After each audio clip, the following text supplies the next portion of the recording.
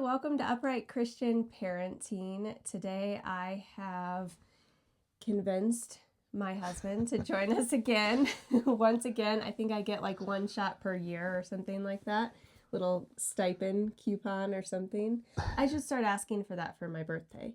Hey, join me on the podcast. Do I get a podcast coupon? Anyway, last year was such a hit having us together. And I just wanted to bring him on again. We've got a couple fun things to discuss. Let's not forget, this is the Treehouse Storyteller podcast, and we're actually recording in the treehouse. We are in the treehouse. Yes, we are in the treehouse. I'm glad you mentioned that because I'm just excited and forgot. So we are actually inside the treehouse, and we've got, if you look really hard behind us, if you're on YouTube or Rumble, if I figure out how to use it, we have the animals grazing behind us, so it's super fun. So yeah, that Cody built. Yay, pretty awesome. Anyway, thanks for joining us. Thanks for listening or watching us online, and we're so excited to have you here with us today. And we have just gone on a big trip, and so we want to talk about that. And it's kind of a big deal for us. And in our marriage, in our almost 18 years of marriage. First trip without the kids. Yep, very, very first trip without the kids, flying solo. And no, we didn't go to like an exotic island or Hawaii, or where else do people go that are in love and go without their children places? I don't know. I don't even know because we don't go to those places. But we went to AmFest, AmeriFest put on by TPUSA down in Phoenix, Arizona. And there were, I think, 31,000 people registered. Yeah. Cody loves people, but not all in one place. Yeah. That's true. How was that? That was a lot of people. So tell us about the day. Like, what happened the day we needed to fly out? What was going on at home? Well, first of all, anytime we leave the house, we have to make sure everything's taken care of, animals and everything else. But there happened to be a major windstorm moving into the area. And they announced that they were going to shut the power down, not just for a little bit, like multiple days through the weekend. Basically, the entire time we were going to be gone. Potential for power outage, and then, of course, the windstorm. And so... and that's to prevent wildfire, because where we are, it's been super dry. Guys, it's 60 degrees out today. I kind of sunbathed today. Tank top, pulled up my jeans, got as much vitamin D as I could.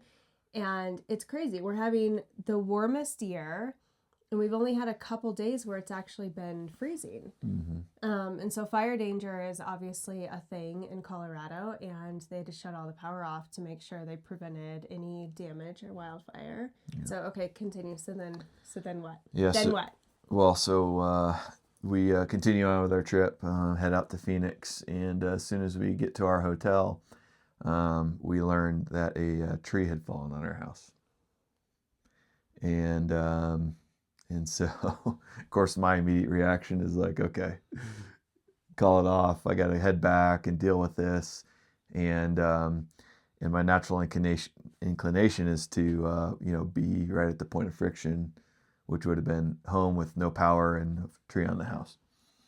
But, God really grew me this trip because, what we've done here is we've built a very purposeful an intentional community of people. Mm-hmm. I think we talked about the last time you were on the episode too. Yeah. And that's a great point, because the last episode we recorded, we talked about building a community. Well, the fruit of that came to fruition, if you will, during this trip, because I had to grow in that I had to surrender and say, no, okay, we built this community for a purpose. And man, they came through big time. Yeah. Our really close friends and community here in the neighborhood stepped up. They jumped right in, helped start generators, keep refrigerators running, keep stuff cool, deal with the tree on the house. and they really came through for us in a big way. But that didn't come just by happenstance. That came because we purposely built a community centered around these just the Christ-centered community that we have here. There's intentionality there. Yeah, and of course that's how the enemy works, right? The enemy doesn't want us to go to the conference, doesn't want us to be fed the way that we were, and the enemy's tactics are to try to pull us away from that. Yeah. And I was falling prey to that initially until, we kind of came to and realized like, okay, no, we need to be here, and I'm so thankful that we stayed at the conference. And so I'd love to get into kind of our evaluation of the conference itself, because you might have seen a lot of stuff out there in the media, and the way media portrays things interweb is not always how things actually went. Yeah. And so we wanted to provide at least our perspective initially. And I would say that what we say here, we might even be able to build on that, because we need time to process too, and pray and journal about what we experienced, and try to carry that forward into this next year here as we step into 2026. Yeah. Well, you talked about the enemy trying to, steal our joy and our trip, but we saw the enemy's hand possibly in another way, like at the conference, and we saw some division. And I mean, it's no big news that the enemy tries to lie and deceive and destroy things that God has for good. And a conference at this magnitude with 31,000 people that are coming together, kind of all in like one fight for the nation, love God, love country, and they're coming together to like root each other on and just, carry on Charlie Kirk's legacy, and just join arms together. And the very first night we were there, we started to see some division and some disagreement, as I would kind of rather call it. And I think what we saw was, when you get that many people under one room together, I think Erica Kirk put it like having, a big Thanksgiving meal. Family squabbles. You're going to have some disagreement under your household. And it really was like that. It was like a bunch of family members that, really there were a couple, maybe two main issues that were really disagreed on. And so we saw that, and we were a little nervous at first, because we started to see, gosh, like, oh, I don't want it to be like this. This is kind of scary and kind of hard and cold and, coming against each other. But, talk through, like, what were some of those problems? So, yeah, I mean, Israel is at the center of a lot of disagreements. Also, you see some really wild accusations about Charlie Kirk's assassination and some other things. Behind it? Who was really behind it, and of course that causes some division, and so there was some legitimate, division going on in the movement. But overall, I would say that there was this message of unity, and we have to remember that unity doesn't mean uniformity. And so we can be divided around some peripheral topics, but as long as we're unified around what might be called first principles, or biblically we might call that primary doctrine, that's what matters. And that's why I loved Lucas's message during the faith night. Actually, I thought was really neat, because you mentioned how Erica talked about it almost like family, like we're going to have family disagreements and squabbles. But he came, and instead of standing in front of us, it was very symbolic, because he brought a table and set the table out front and sat at the table and cracked open his Bible and said, okay, we're going to have a talk, almost like a family would have a talk around a dinner table. and let's talk about this. But let's first agree that there's very important things that we're unified around, and name those things. And those from a Christian worldview are primary doctrine. Yeah. Like those are closed-handed issues. Yeah. But then there might be open-handed issues, which are secondary issues, that we can discuss openly and have debate on. Like we can openly poke fun at charismatics versus reformed and all those things. But at the same time, we're unified. Yeah.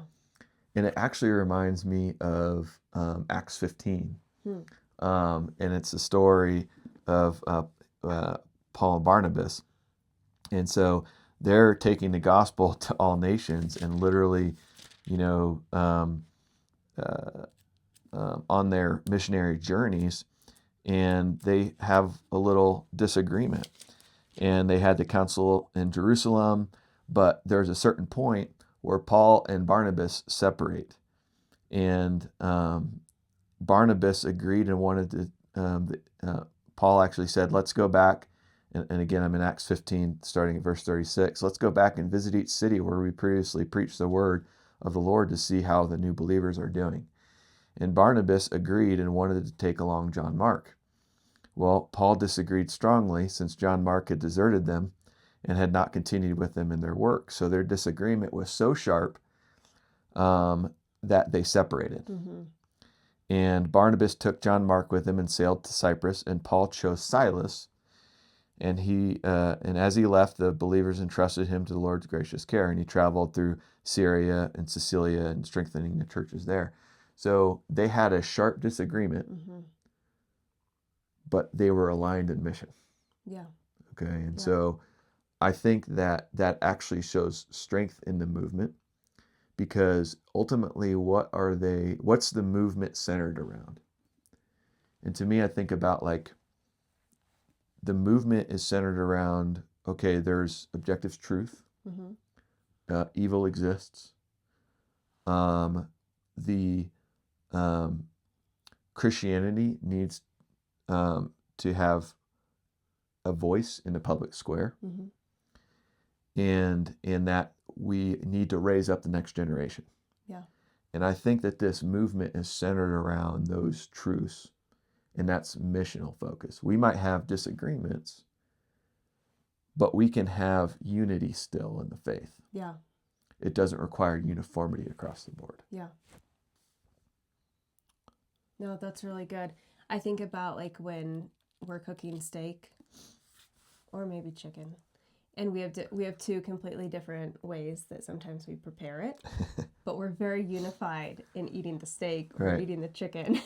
Like it's just like dumb it down to like the lowest thing, like things that we like bicker over, like no, you got to pat it dry, or no, did you put this on, or season it this way? And there's these technicalities that we're always going to come across. Now, I don't say that lightly though. I think the Israel piece, I don't see that as a technicality. I don't see it as a small thing.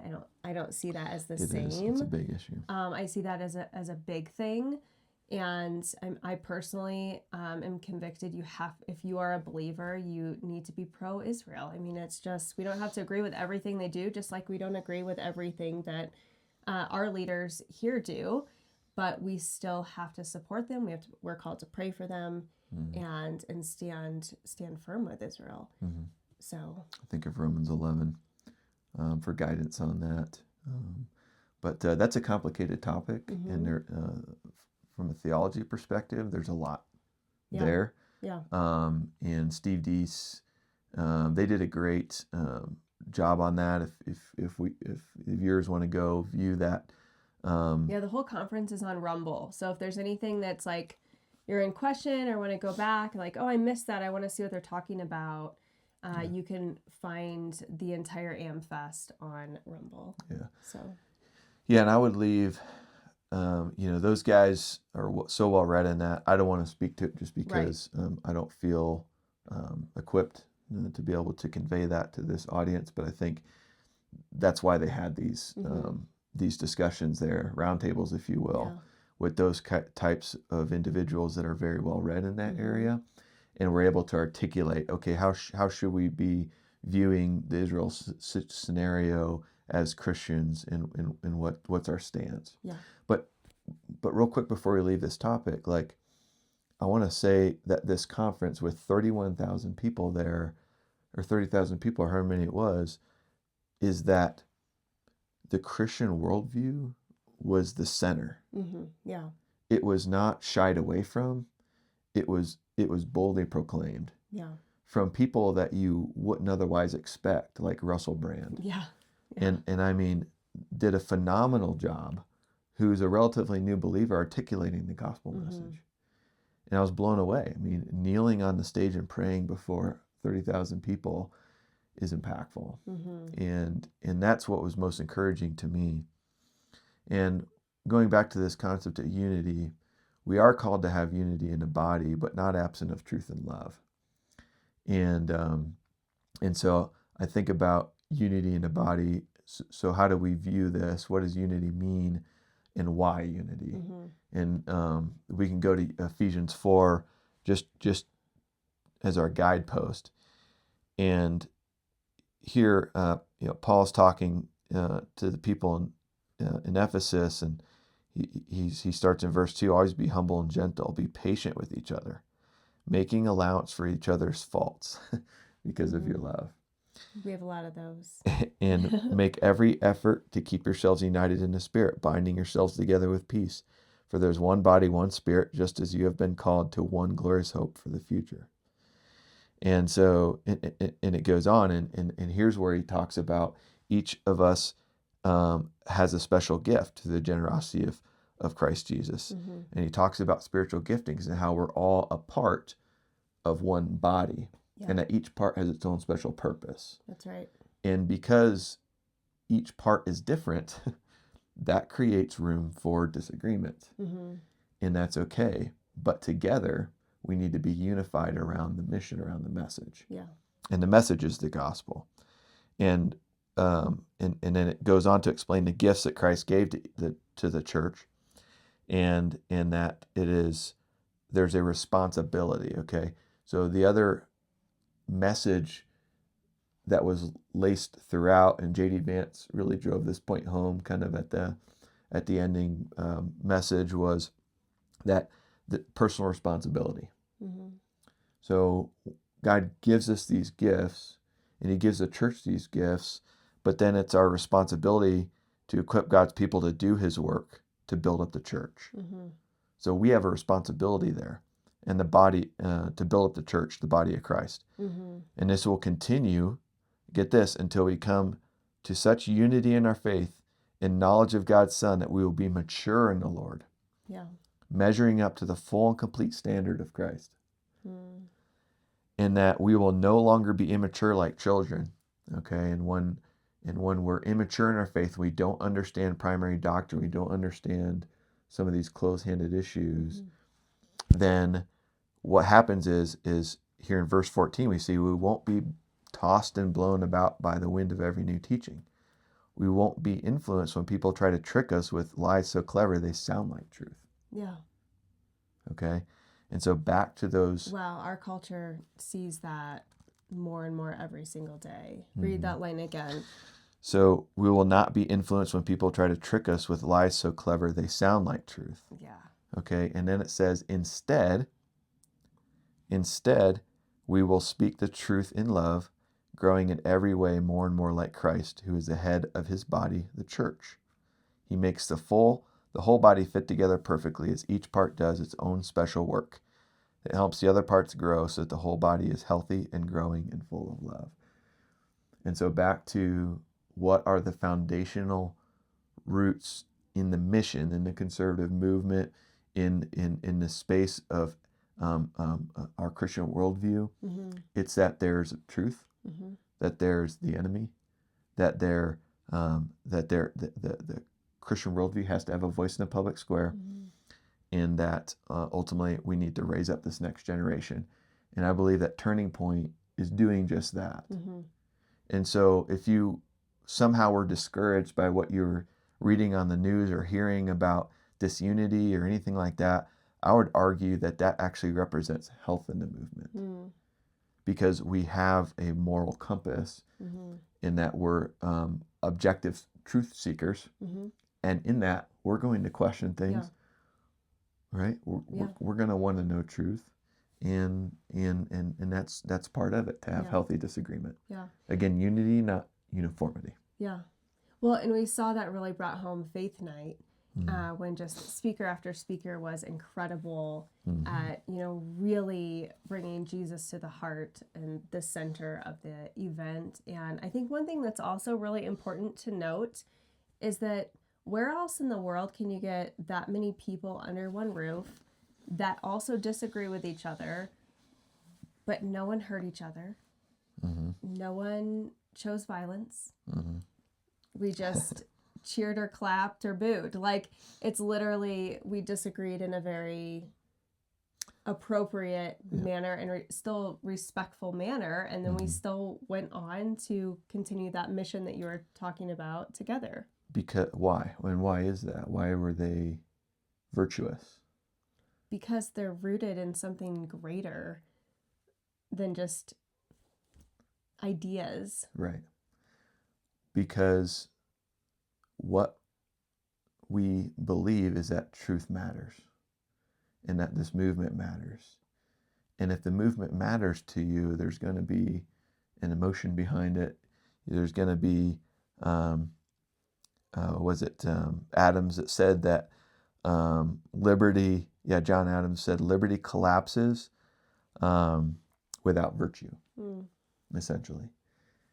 And it was another founding father that said that the Constitution is wholly inadequate for people that are not moral or religious. And that's what this represents, I believe. And so, but you're right. I think the Faith Night really brought things home. And if you can go back and watch any segment, I would say Faith Night. Definitely. For those with the Christian worldview is like an absolute must. Yeah, absolutely. And there's something there for all ages too, I believe. And we went and watched it back with our kids. I think almost all of it. I would say 90% of it you could watch easily with your kids and really benefit from it. The one point before we leave this, and you alluded to this just a second ago, is that with this great responsibility, with personal responsibility it takes for our Constitution to be lived out, it also requires great courage. And saying some of those hard things from a public pulpit, if you will, took courage. And some people decided that they were so convicted that they needed to say some hard things. And that needs to be how we live our own lives. Right? Like if we always chose to just please people and what we say and everything we do, then are we being completely transparent? Are we being completely, I guess, genuine in our response?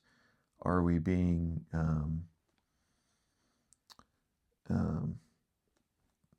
I guess the word I'm looking for is like just transparent in how we interact with one another.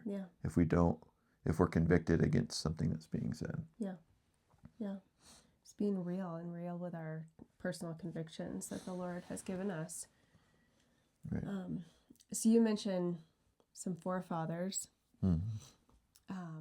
So what is, as we are kind of like closing up 2025 and coming into 2026, what historically is so significant about 2026?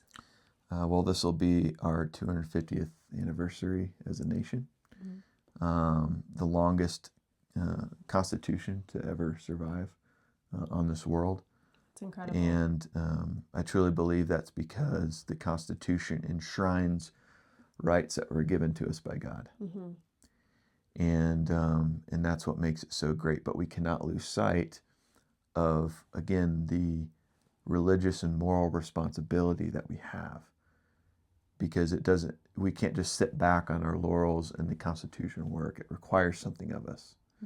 And I think from a Christian worldview, Paul calls it our reasonable service. Yeah. And from a constitutional worldview, it's our responsibility, our civic responsibility. Yeah. And I think that's important. And so I would love to see, this 250th anniversary, just this revival spread across this nation to allow people to see, the what this movement is capable of. Yeah. And I pray that they can see unity in the movement, not necessarily uniformity, again, but unity in the movement, and that we can be centered around these principles that make our nation really great. Yeah. And yes, we were founded on Christian principles, and that might be an episode for another time, even altogether. For sure. Yeah. Happy to dig into that from a historical perspective. Yeah. And I think where I things just heard started. you volunteer another episode. I would Did love you guys to hear that? I think that's what I heard. The reality is that I learned from so many other great speakers and writers that have done the research. I get to benefit from their writings, and I actually got to meet a few of them out, including Bill Federer and some others. That was really cool. Yeah. Another plug here too is that we use the word primary doctrine. And I really want to drive home the point of the importance of sitting down in your community and in your Bible studies and talking about primary doctrine and what that means. And Turning Point Faith has some great resources to describe exactly. And they're free. They're free resources. All you have to do is enroll. Free resources about primary doctrine. And Lucas sits down with Dr. Jeff Myers. Dr. Jeff Myers from Summit Ministries down in Colorado Springs area. Well, he's actually in Manitou Springs. And there's others on there that are phenomenal theologians. There's tons of resources there. Yeah. Frank Turek and the list goes on. Bill Federer, a bunch of others that are a part of that free resource that you can do. And it just dig in. When I think of 1 Peter 3:15 talks about always be ready to give a defense of our faith. And when people ask us where our hope resides, and we need to be able to articulate some of our beliefs, so then that way we can defend our faith.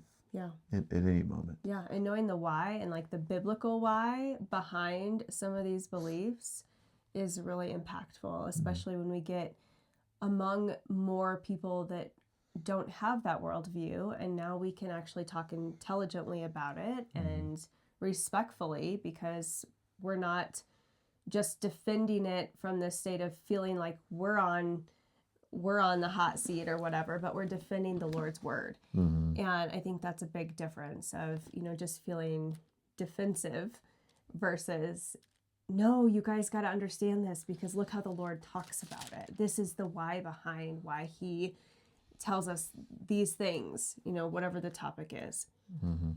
You touched on two things. One, when we give a defense of our faith, we're supposed to use the word respectful. And you're exactly right. It says, instead, you must worship Christ, Lord of your life. And if someone asks about your hope as a believer, always be ready to explain it.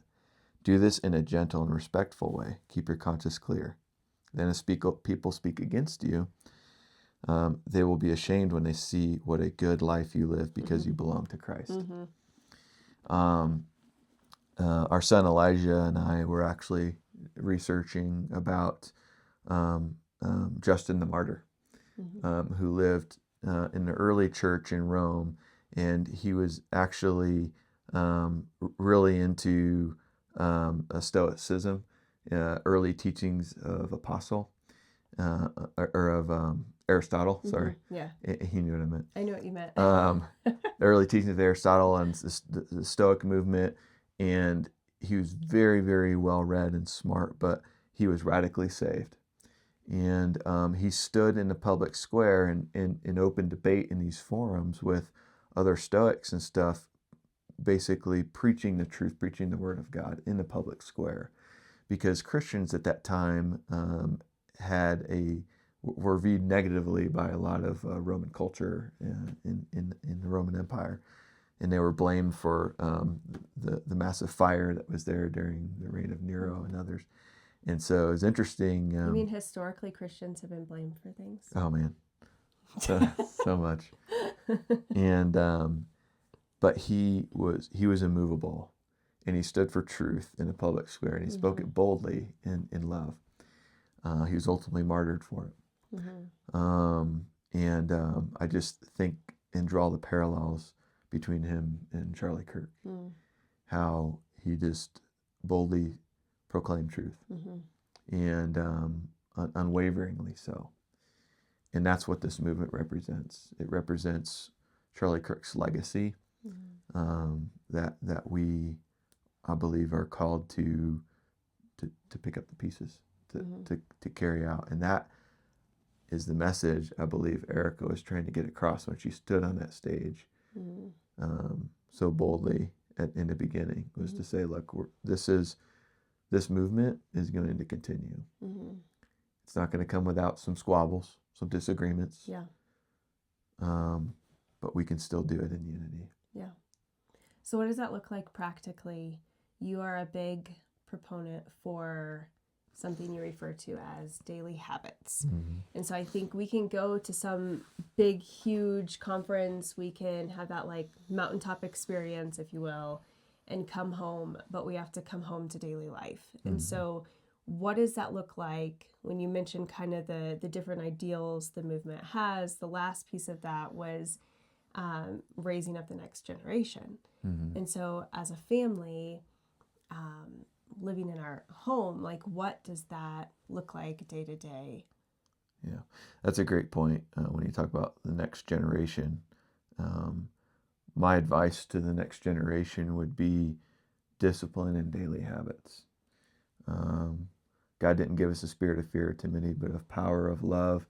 And some translations say sound mind. That word actually is sophronismos in the Greek, which is also more closely referred to as self-discipline, the ability to regulate oneself. And it takes discipline to invoke these daily habits, because establishing good daily habits in your day-to-day allow you to be able to dig into things like history and theology and just studying the word every day and grounding yourself in truth to equip you for the world. And so we talk about daily habits in our household a lot, but those daily habits are rooted in Scripture and the truth. We have to be like mighty oaks of righteousness, our roots growing down deep in God's word, in the water, the river of life, and like trees growing along the river, as it says in Psalms 1.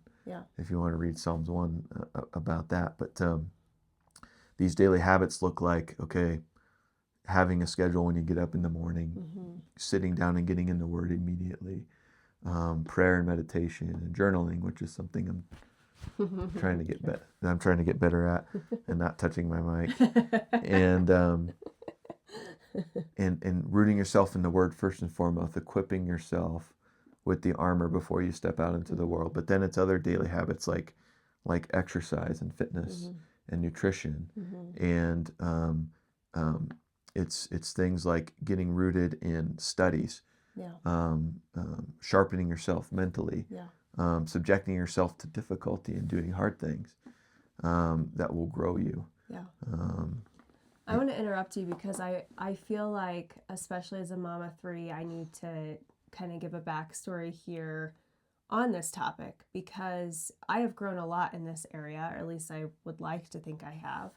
And you have taught me so much about daily habits. It's remarkable. But there is many, many years where, one, I felt like I'm too much of a free spirit to do the same thing every morning or every day. Like, no, that's boring. I'm not going to do that. I'm going to wake up and fly by the seat of my pants instead, because that's more fun and that's more exciting. And I live off of adrenaline and all of those things. And I have put into place, put into practice a lot of these daily habits that he's talking about. But there were so many years where that was like probably a point of contention for us, because you saw a way that I could improve or better myself or better us together. And I didn't know how to do that. So that wasn't something, so like if young moms and with little kids are listening, like that is a hard season to try and perfect those things. But I mean, you literally are, You have to give yourself grace in it. You do, because your kids are dictating so much of your schedule, especially when they're little, and you know, now we're diaper changing, or now they're hungry again, and it's just kind of all over the place. And unless you have a lot of hands-on help, or you both are at home full time with your kids, then it's not an easy situation. But as you mature together, I also think it's something that, had I known what I know now, I would have involved my kids in some of those things with me better. And once we started homeschooling, that's where that really started to help wrap my head around that, because it wasn't something that I couldn't just go, well, I'll wait till they go to school to work out, or I'll wait till they do this. It was, oh, you're here. We're all here. We're doing it. We got to figure this out. And so you've got to figure out how to like cohabitate. Habit is in the word. Yeah. It's kind of, I just realized that. But I mean, really just, you know, being together in the same place, doing life together. 2020 didn't teach any of us anything else. I mean, maybe it was how to do that. So, but I think I wanted to make sure that there wasn't any condemnation there or pressure, because no condemnation. I'm sitting there listening to his incredible list of habits going, oh gosh, this could be overwhelming if you're not in the season of life that we are now in, where our youngest will be 7 in March, and we've got a 15-year-old driver and a 13-year-old that acts like she's 16. Yeah, it's modeling it. Yeah, and it's a little bit. What do you say about like improving every day? Yeah, marginal gains. Yeah, it's this idea of 1% better than yesterday. Yeah, and marginal gains is how we get better rooted in primary doctrine. Yeah. It's how we get better rooted in those first truths and understanding that. And then it's even like, you know, our fitness levels and our level of you know, mental sharpness and acuity and all those things come from that. So that way we are equipped to do his work. Yeah. So that we can be good stewards with what we've been entrusted with. We've been entrusted with our bodies, we've been entrusted with our children, with our communities, with the people that are around us, and we need to be good stewards with what we've been entrusted I think about our with. giftings too. Like the Lord's given us our giftings, and you know, I struggle with headaches and migraines from time to time, and when I am suffering from something like that, then I literally am sitting there going, oh my goodness, I have a gifting that I'm wanting to use today, and I can't use it. And when we are taking care of ourselves better, then we're healthier, and we're getting through day by day a little bit easier, and able to, you know, really take on the giftings that the Lord has given us. I think that's part of stewarding it. We have to cultivate ourselves. That's right. And part of that is wisdom, and a lot of that, I think, is putting those habits in place. And I'm a big picture thinker. I'm a huge dreamer, and I don't go into the year, I don't go into New Year's with resolutions. I don't go, okay, I'm going to eat this way every day. I'm going to do these workouts every day. I don't do that. I personally am not saying that that's bad if that's what you do, but I have never really done that. I have instead gone into the year going, okay, this whole calendar year, I want to get this list of big things done. That's really like my big goals. I'm more of a goal planner.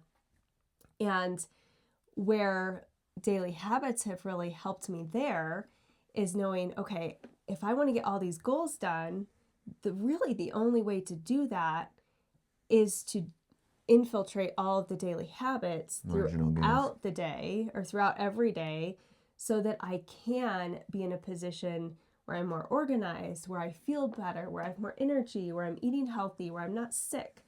And then now I can achieve those big picture goals because I'm taking care of the day to day. Yeah. And one thing, just for your audience too, is that we can't ignore rest. Yeah. That is an area I genuinely really struggle with. It's hard. Me too. We both do, and it's hard for us just to stop and rest. And that's why I'm looking forward to reading Charlie Kirk's new book about the Sabbath. Yeah. And Stop in the name of God. I think stop in the name of God. Yep. And so I think that's an important part. Although you can put the pressure on yourself, don't. Yeah.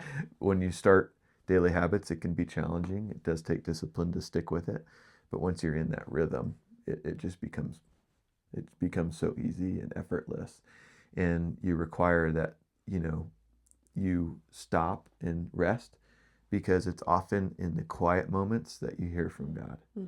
Think about all the stories in the Bible where they hear from God in the quiet moments, or they even hear from God when they're hiding. I think of the story of Gideon. Gideon was hiding in a cave, trying to hide from God, and an angel appeared to him and said, "Hey, mighty warrior." Do you think he was referring to him as a mighty warrior because he's hiding in a cave? No. No, he's calling him to something. He's calling him where he should go. Yeah. And sometimes we don't feel equipped. We don't feel adequate. We feel inadequate to do a good works. But no, you're a mighty warrior. Stand up. You are equipped for this work. God has a plan for you. And he has a mission for you. It's like, and operate in that. And you may not feel like it. You might be hiding in a cave, but in that quiet moment, God's going to speak to you and pull you out of that. That's really good. So find solace, find quiet, find rest. Yeah, and I think scheduling that is important. I think really blocking out that time, because if you're like us, you'll just keep going. You won't stop unless it's intentionally placed on the calendar or talked about. Like, hey, this day we're going to stop and do this thing. Absolutely. So that sometimes looks like family hikes for us, which isn't necessarily restful. Yeah. But, just sitting, we've done lantern times, lantern nights. Yeah. Just sitting together and like talking through things and having that more like intimate, intentional time, I think is kind of a pause. Yeah, the family Bible study we did the other day was really impactful for me, and the kids said how much they appreciated that. But we went through Psalm 1 actually, and was talking about the importance of having, being like the tree planted along the river where our roots are going into the river of life, and how we need to stay connected to the source. Abiding. Always. Yeah. And be abiding in his word always. And being connected to the source requires a daily habit of being in the word every day. Yeah. In order to stay connected to the source, that's what you have to do. And so that can be a daily habit in its own right. So, and that just came from time in the word together as a family. Well, and I think that's really important, circling back to what you read about how there's going to be lies that are, they look like truth. Yep.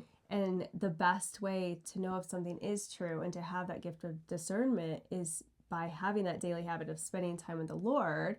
When I spend time with you, I know if something's inside of your character or outside of your character. Like, oh, that doesn't sound like him. That's not something he would do. And so when we spend that time with the Lord in his word and talking to him and listening to his voice, then we know who he is, what his character is. And when we see a lie, we go, that's not from the Lord, that's a lie. Yep. Otherwise we'll be blown and tossed by the wind of every new teaching. Yeah, exactly. As the Bible says. So. That's awesome. That's really good. Well, I hope that this episode really encouraged you guys today, and make sure you go back and check out all of the AmFest videos because they're just amazing. Yep. Check out the free resources on Turning Point Faith around primary doctrine. Yep. Dig into those with your Bible study or your families. Yeah. And this is a really good time to grab the Wanderer's Guide on the Treehouse Storyteller.com. If you don't have one, it'd be a good way to start the new year and kind of dig into those habits with first spending time with the Lord every day. That's right. So that's a great resource. I don't even think I introduced you.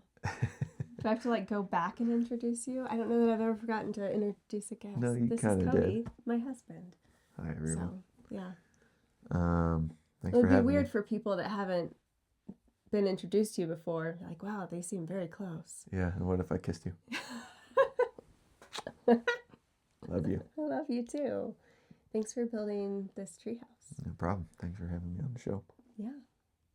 And you're coming back. He said so. I totally heard I sure him say will. so. I would love to. All right. Have a great day, guys. See you later.